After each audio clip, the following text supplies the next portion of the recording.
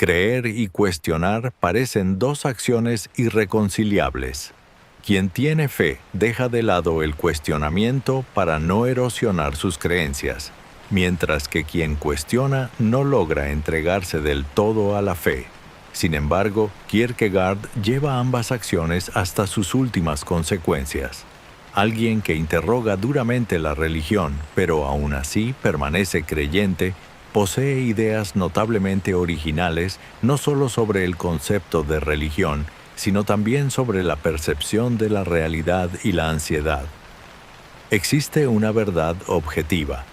Podemos demostrarlo con una simple observación. Miramos a nuestro alrededor y vemos que las personas mueren. Sabemos que nosotros también somos personas. Por lo tanto, concluimos que algún día moriremos. Esta inferencia lógica nos permite aceptar esa afirmación como verdadera. En cambio, con la vida después de la muerte no podemos hacer la misma deducción, porque no es algo que podamos observar directamente. Quien cree en la vida después de la muerte toma esa decisión desde su interior. Si miramos a nuestro alrededor, notamos que cada persona, además de las verdades objetivas, posee sus propias verdades subjetivas. Pero el concepto donde esta distinción se hace más evidente es la religión. Kierkegaard advierte que las personas religiosas colocan sus verdades subjetivas por encima de las objetivas. La relación entre la religión y la teoría de la evolución es un buen ejemplo de esto. Aunque la teoría de la evolución parece pertenecer al ámbito de las verdades objetivas por estar respaldada por la ciencia, una persona creyente se niega a aceptarla, porque las verdades que ella ha adoptado, sus verdades subjetivas, tienen más peso para ella. Kierkegaard señala que la razón detrás de esta actitud es que las verdades objetivas no le resultan suficientes al ser humano. Las verdades objetivas tienen límites. Hay preguntas a las que no pueden responder. Por ejemplo, a alguien que ha perdido a un ser querido en un trágico accidente de tráfico, las verdades objetivas solo pueden ofrecerle información sobre el informe de la autopsia.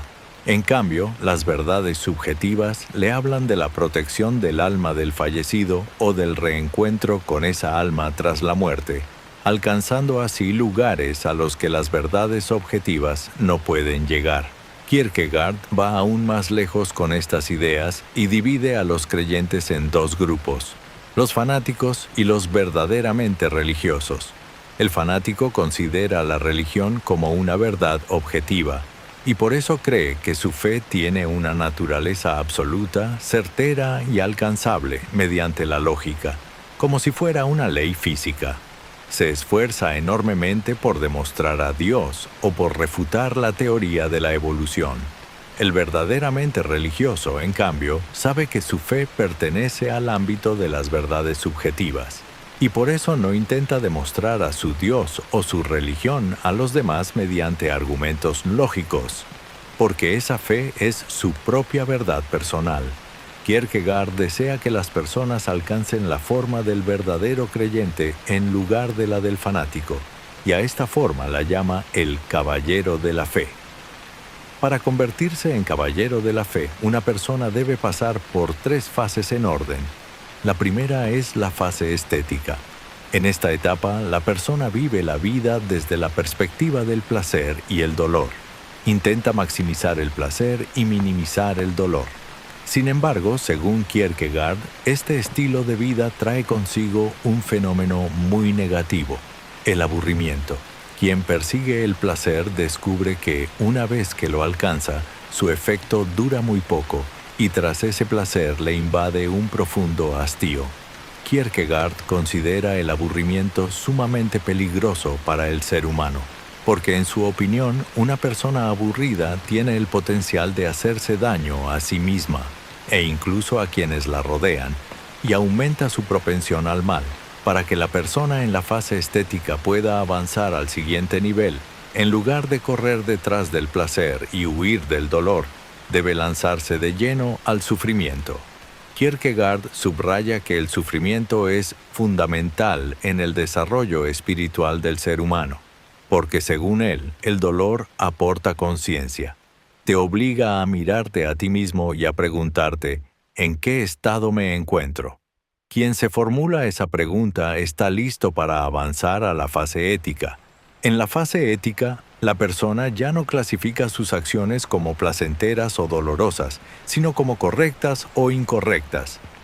Una acción correcta puede causar dolor, pero aún así debe llevarse a cabo. Una acción incorrecta, aunque sea placentera, debe evitarse. Sin embargo, Kierkegaard no cree que la fase ética sea la forma definitiva del ser humano.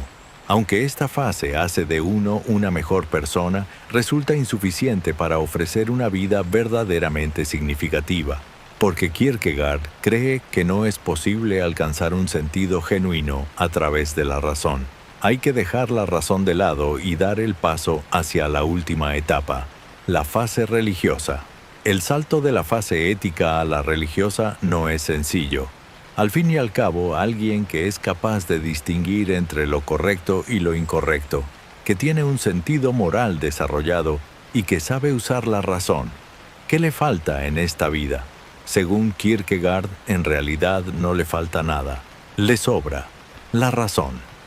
Ni siquiera la fase ética es suficiente para que una persona se realice plenamente, porque quien se encuentra en esa etapa intenta dar sentido a todo mediante la razón.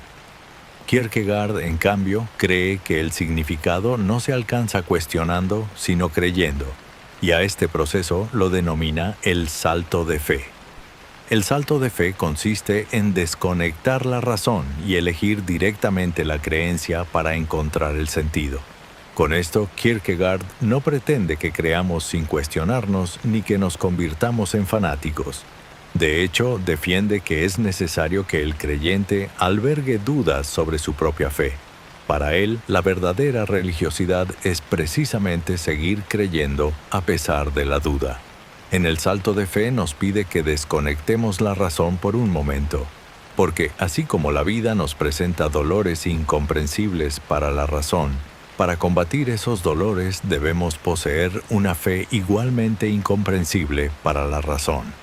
Hasta aquí he hablado de las visiones de Kierkegaard sobre la verdad y la religión, conceptos que constituyen una parte fundamental de su filosofía, pero tiene una visión especialmente original sobre otro tema, la ansiedad. ¿Por qué sentimos ansiedad? Imaginemos que miramos hacia abajo desde lo alto de un edificio. Eso nos hace temblar por dentro. La respuesta habitual a esto es que pensamos en caer y en morir de forma terrible. Sin embargo, según Kierkegaard, la verdadera causa de nuestra ansiedad no es tanto el miedo a caer y morir, sino el hecho de que en algún lugar dentro de nosotros existe un oscuro deseo de saltar. Darnos cuenta de ese deseo oscuro es lo que nos provoca ansiedad. Kierkegaard observa que los deseos del ser humano no siempre son para su propio bien. En ciertos casos, la persona puede albergar deseos que van en su contra, y afirma que lo que llamamos ansiedad no radica tanto en el miedo a que nos suceda algo malo, sino en el hecho de que en el fondo deseamos vivir esas cosas malas. Pero Kierkegaard no se detiene ahí. Profundiza aún más en el problema y propone la libertad como otra causa de la ansiedad. El ser humano es libre de hacer lo que quiera, tanto en sus acciones buenas como en las malas. Solo él toma la decisión. Y así como es libre de superarse a sí mismo, también es completamente libre de tomar la decisión de saltar desde ese edificio. Darse cuenta de que no existe ninguna fuerza que nos detenga si queremos saltar y de que somos absolutamente libres incluso en esa decisión fatal es también una de las razones que nos sumen en la ansiedad. Como habrán notado, Kierkegaard posee ideas considerablemente distintas a las de otros filósofos. En lugar del enfoque que desde los filósofos de la antigüedad sitúa la razón y la lógica en el centro de la vida, él es alguien que cree que la respuesta se encuentra en el camino de la fe. Y sin embargo, estas ideas no caen jamás en el fanatismo ni en la intolerancia. Además, las observaciones que realiza sobre el alma humana demuestran cuán extraordinariamente agudo es en este oficio